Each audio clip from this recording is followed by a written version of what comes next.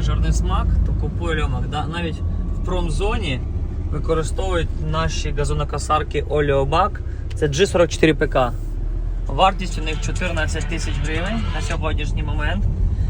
Ширина косіння 41 см. Стальна дека, колищатка на підшипниках, травозбірник 70 літрів. Зборка, друзі, Італія. Тому бачите, обирайте. Це народні інструменти, це не піарні, це реклама, блядь, на кожному боці. Це як від батька до сина. Шепнув сусід Олеомак, о, люди беруть Олеомаки. Тому ось так от. Бачите, хер знає де, а Олеомаком користуються.